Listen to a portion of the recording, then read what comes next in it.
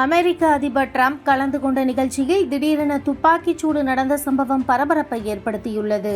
April 25ஆம் தேதியான சனிக்கிழமை இரவு வாஷிங்டனில் உள்ள ஹில்டன் விருந்தினர் அரங்கில் இரவு விருந்துக்கு ஏற்பாடு செய்யப்பட்டிருந்தது. இந்த நிகழ்ச்சியில் அமெரிக்க அதிபர் டிரம்ப், மனைவி மெலானியா டிரம்ப், அமைச்சர்கள் உள்ளிட்டோர் கலந்து கொண்டனர். அப்போது திடீரென துப்பாக்கி சுடும் சத்தம் கேட்க ஒரு கணம் அங்கிருந்த அனைவரும் மிரண்டனர். 7-8 முறை துப்பாக்கி சுடும் சத்தம் கேட்டதாக சொல்லப்படுகிறது.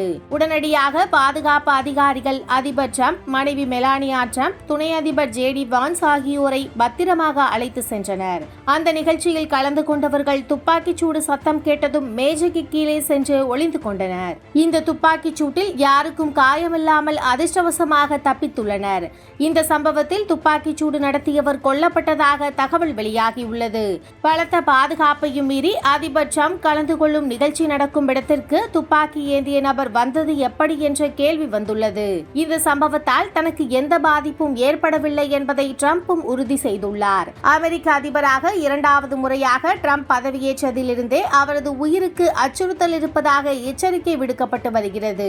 கடந்த 2024ஆம் ஆண்டு ஜூலை 13ஆம் தேதி பென்சில்வேனியாவில் நடந்த அதிபர் தேர்தல் பிரச்சார கூட்டத்தில் டிரம்ப் மீது துப்பாக்கிச் சூடு நடத்தப்பட்டது.